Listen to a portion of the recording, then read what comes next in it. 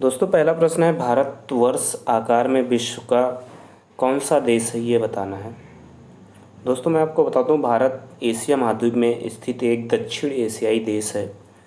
इसके अक्षांशीय विस्तार की बात करें तो अक्षांशीय विस्तार के दृष्टिकोण से भारत उत्तरी गोलार्ध में पड़ता है, जबकि देशांतरीय विस्तार की दृष्टि से देखा जाए तो भारत जो है पूर्वी गोलार्ध में पड़ता है। दोस्तों भारत विश्व में क्षेत्रफल की दृष्टि से सातवां सबसे बड़ा देश है, तो इस तरीके से इसका जो सही उत्तर हो जाएगा सातवां सबसे बड़ा देश हो जाएगा। दोस्तों जो भारत से जो 6 बड़े देश हैं वो हैं रूस, कनाडा, संयुक्त राज्य अमेरिका, चीन, ब्राज़ील, ऑस्ट्रेलिया। ऑस्ट्रेलिया के बाद जो सबसे बड़ा सातवां देश है वो भारत है। दोस्तों जनसंख्या की दृष्टि से देखा जाए तो भारत विश्व का दूसरा सबसे बड़ा देश है। पहला जो देश है जनसंख्या की दृष्टि से सबसे बड़ा देश वो चीन है। दोस्तों 26 जनवरी 2020 से भारत में 28 राज्य हैं और 8 केंद्र शासित प्रदेश हैं। तो 28 राज्य 8 केंद्र शासित प्रदेश हैं।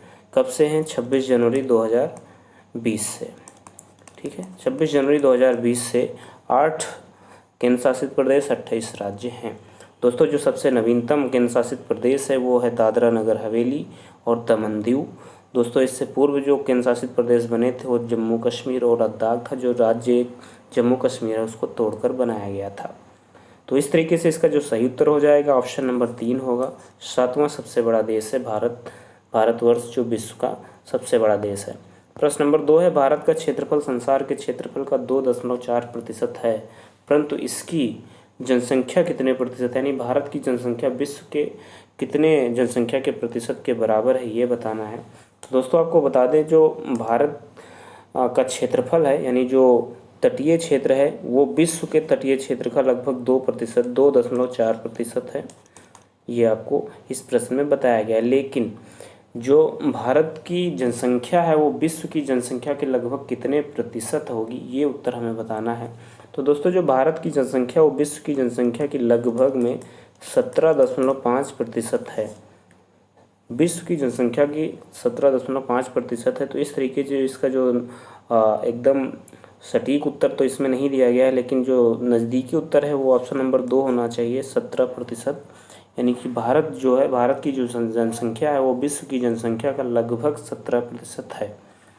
दोस्तों वर्ष 2011 की जनगणना के अनुसार ऐसा है। भारत के मुख्य भूमि का अगर हम विस्तार की बात करें तो मुख्य भूमि की जो उत्तर से दक्षिण तक का जो विस्तार है वो 3214 किलोमीटर है और पूर्व से पश्चिम तक की जो इसका विस्तार है 2913 किलोमीटर है, 33 किलोमीटर है, सॉरी 2933 किलोमीटर है। कहाँ से? पूर्व से पश्चिम की तरफ। ठीक है, 2933 किलोमीटर। तो इस तरीके से इसका जो सही उत्तर हो जाएगा ऑप्शन नंबर 2 होगा। संपूर्ण मानव जाति का 17% जनसंख्या जो है भारत में निवास करती है विश्व की। ठीक है, प्रश्न नंबर 3 देखते हैं, कर्क रेखा निम्नलिखित में से किन राज्यों से होकर गुजरती है, नीचे दिए गए कूट से सही उत्तर चुनिए, ये हमें बताना है। इसमें जो कूट दिए गए हैं दोस्तों 4 ऑप्शंस दिए गए हैं, गुजरात, छत्तीसगढ़, उत्तर प्रदेश और झारखंड। दोस्तों जो कर्क रेखा है वो भारत के 8 राज्यों से गुजरती है, आपको ये याद रखना है। यानी जो कर्क रेखा है भारत के 8 राज्यों से गुजरती है। 8 राज्य कौन कौन से हैं? तो सबसे पहला जो राज्य पड़ता है वो गुजरात होता है। गुजरात के बाद में आपका राजस्थान आता है। राजस्थान के बाद में आपका एमपी यानी कि मध्य प्रदेश। मध्य प्रदेश के बाद छत्तीसगढ़, फिर झारखंड,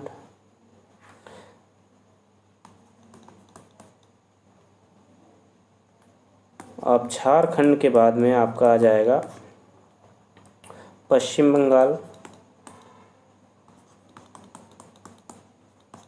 फिर त्रिपुरा और उसके बाद में मिजोरम। यानी कि ये 8 राज्य से कर्क रेखा गुजरती है। कौन कौन से? गुजरात, राजस्थान, मध्य प्रदेश, छत्तीसगढ़, झारखंड, पश्चिम बंगाल, त्रिपुरा और मिजोरम। किस राज्य से होकर गुजरती है उनका जोड़ा हमें बनाना है यहाँ पे। तो जोड़ा बनाने के लिए आपको सबसे पहले नाम पता होने चाहिए कौन कौन से राज्यों से गुजरती है। तो गुजरात से गुजरती है, छत्तीसगढ़ से गुजरती है कर्क रेखा और झारखंड से गुजरती है। उत्तर प्रदेश से नहीं गुजरती है, यानी कि 1, 2 और 4 वाला ऑप्शन बिल्कुल सही होगा। 1, 2 और 4 वाला ऑप्शन कौन सा सही है? ऑप्शन नंबर 1 जो है वो बिल्कुल सही हो जाएगा। कर्क रेखा 8 राज्यों से गुजरती है। फिर से मैं एक बार रिपीट कर रहा हूँ, गुजरात, राजस्थान, मध्य प्रदेश, छत्तीसगढ़, झारखंड, पश्चिम बंगाल, त्रिपुरा और मिजोरम से। तो इस तरीके से इसका जो सही उत्तर हो जाएगा ऑप्शन नंबर 1 होगा। प्रश्न नंबर 4 है, भारतीय मानक समय की याम्योत्तर नहीं गुजरती, यानी कि भारतीय मानक समय इसमें से कौन से राज्य से नहीं गुजरती है, ये बताना है। दोस्तों आपको बता दें कि जो भारतीय मानक समय रेखा है वो कितनी ली गई है भारत में, वो है 82 डिग्री 30 मिनट जो भारतीय मानक समय पूर्वी देशांतर लिया गया है। तो जो पूर्वी देशांतर है 82.5 डिग्री, इसको हम भारतीय मानक समय मानते हैं। दोस्तों जो 82.5 डिग्री पूर्वी देशांतर है ये 5 राज्यों से होकर गुजरती है। 5 राज्य कौन से हैं ये आपको मैं बताता हूँ। सबसे पहले आपका हो जाएगा यूपी, फिर हो जाएगा आपका एमपी, फिर आपका हो जाएगा छत्तीसगढ़, फिर आपका उड़ीसा हो जाएगा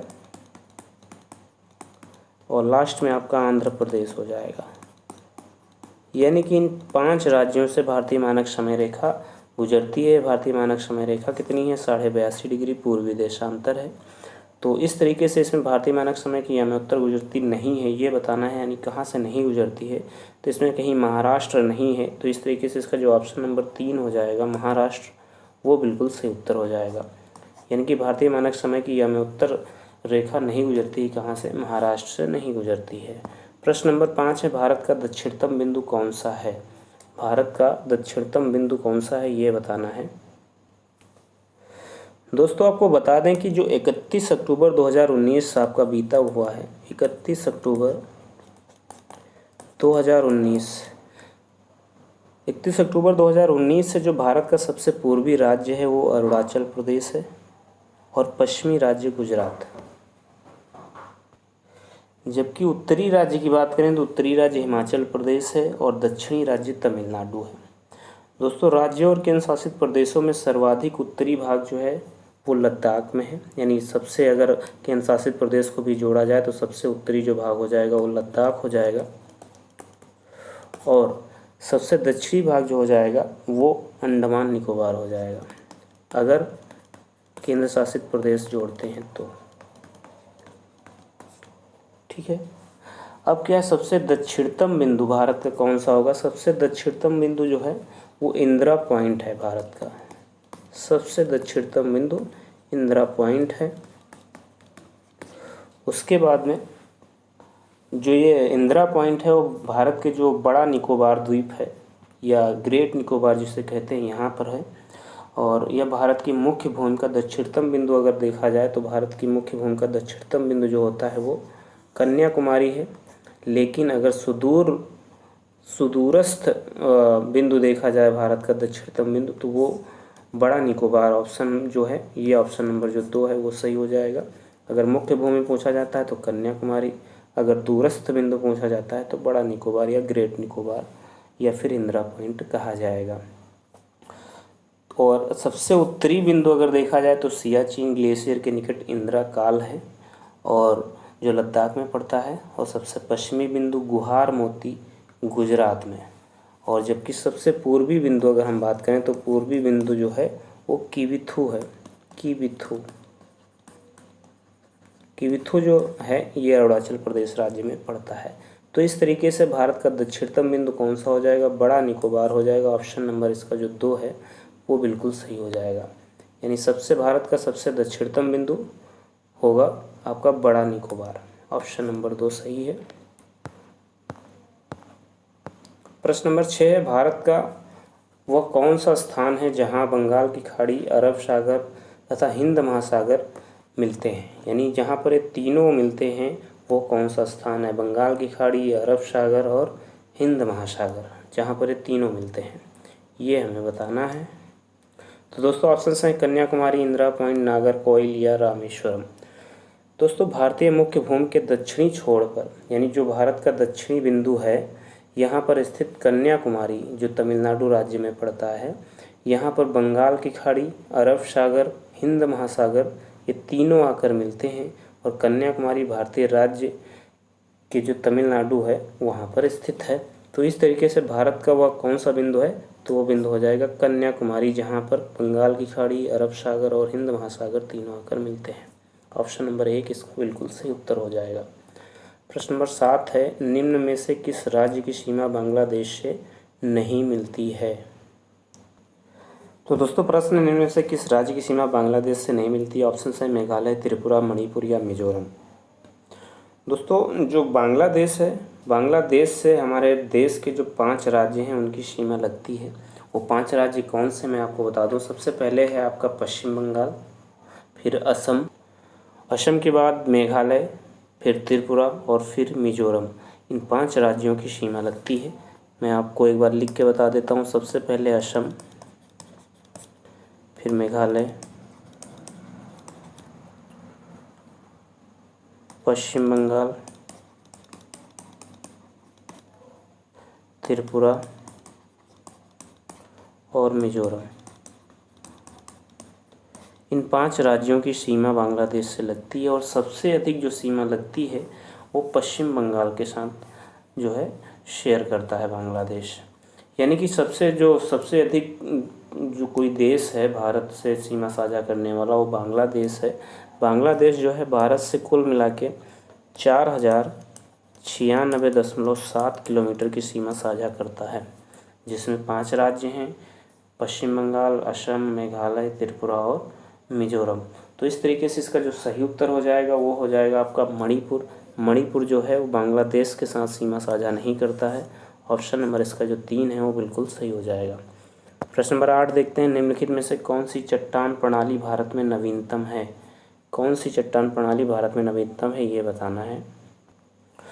तो दोस्तों प्रश्न नंबर 8 है, निम्नलिखित में से कौन सी चट्टान प्रणाली भारत में नवीनतम है। ऑप्शन हैं विंध्यन, कुड़प्पा, धारवाड़ या गोंडवाना। तो इसका जो सही उत्तर हो जाएगा ऑप्शन नंबर 4 सही होगा, गोंडवाना। गोंडवाना जो चट्टान की प्रणाली है वो भारत में सबसे नवीनतम प्रणाली है, क्योंकि जो धारवाड़ क्रम की चट्टानें थीं वो आर्कियन क्रम की चट्टानों के बाद में बनी थी। उसके बाद में अगर देखा जाए कुड़प्पा क्रम की चट्टानें जो हैं, कुड़प्पा क्रम की जो चट्टानें वो धारवाड़ क्रम की चट्टानों के बाद उनका निर्माण हुआ। उसके बाद में दोस्तों जो विंध्यन क्रम की चट्टानें हैं इनका निर्माण कुड़प्पा क्रम की चट्टानों के बाद हुआ।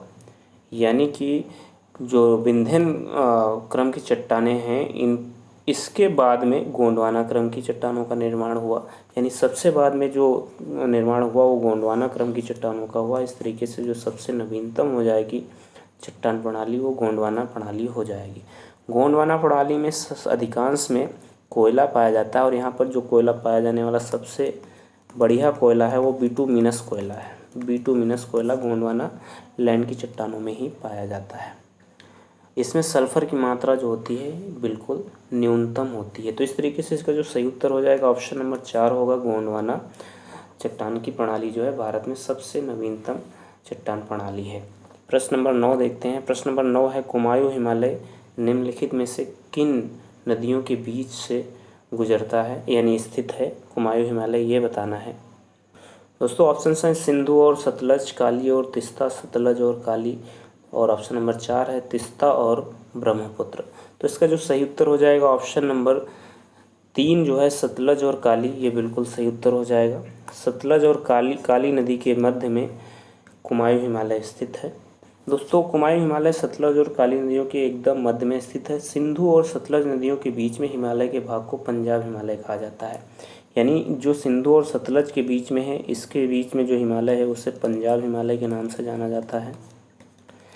काली और तिस्ता के बीच जो स्थित हिमालय है इसको नेपाल के नाम से जाना जाता है। सतलज और काली के बीच में कुमायूं, जैसा कि मैंने अभी बताया, कुमायूं के नाम से जाना जाता है। तिस्ता और ब्रह्मपुत्र नदी के बीच में जो हिमालय स्थित है इसको हम असम हिमालय के नाम से जानते हैं। असम हिमालय के नाम से जानते हैं। तो इस तरीके से जो कुमायूं हिमालय है वो सतलज और काली नदी के बीच में स्थित है। ऑप्शन नंबर इसका जो 3 है वो बिल्कुल सही हो जाएगा। ठीक है, ऑप्शन नंबर 3 इसका सही हो जाएगा। कुमायूं हिमालय सतलज और काली नदी के बीच में है। अगर पूछा जाता है सिंधु और सतलज नदी के बीच में कौन सा हिमालय है तो पंजाब। काली और तीस्ता नदी के बीच में कौन सा हिमालय है तो नेपाल हिमालय है। तीस्ता और ब्रह्मपुत्र नदी के बीच में कौन सा हिमालय है तो असम हिमालय है। प्रश्न नंबर 10 देखते हैं कौन सा है। दोस्तों ये प्रश्न जो है हमारे वीडियो का लास्ट प्रश्न है, इसे अंत तक जरूर देखिएगा। अगर अच्छा लगे तो लाइक शेयर सब्सक्राइब जरूर करना। प्रश्न नंबर 10 है, निम्नलिखित राज्यों में से कौन सा पटकई पहाड़ियों से संलग्न नहीं है, यानी कि पटकई पहाड़ियों से कौन सा जुड़ा हुआ राज्य नहीं है ये बताना है। संलग्न मीन्स जुड़ा हुआ। तो दोस्तों जो पटकई पहाड़ियाँ हैं वो असम, मणिपुर, मेघालय, मिजोरम और नागालैंड से जुड़ी हुई हैं। यानी पटकई जो पहाड़ियाँ हैं, पटकई पहाड़ियाँ ये जो हैं असम, मणिपुर, मेघालय और नागालैंड से जुड़ी हुई हैं, जबकि ये जो त्रिपुरा राज्य है त्रिपुरा राज्य से जुड़ी हुई नहीं है। तो इस तरीके से इसका जो सही उत्तर हो जाएगा ऑप्शन नंबर इसका 2 त्रिपुरा बिल्कुल सही हो जाएगा। यानी जो पटकई पहाड़ियाँ हैं वो नागालैंड, मणिपुर, मिजोरम, असम राज्य से जुड़ी हुई हैं, जबकि त्रिपुरा से नहीं जुड़ी हैं। तो दोस्तों ये थे जियोग्राफी के 10 महत्वपूर्ण प्रश्न जो यूपी पीसीएस के प्रीवियस ईयर में पूछे गए प्रश्न हैं। प्रत्येक प्रश्न पहले पूछा गया है, ये आपको याद रखना है। वीडियो अगर सही लगे तो लाइक शेयर सब्सक्राइब जरूर करना। धन्यवाद दोस्तों, जय हिंद, जय भारत।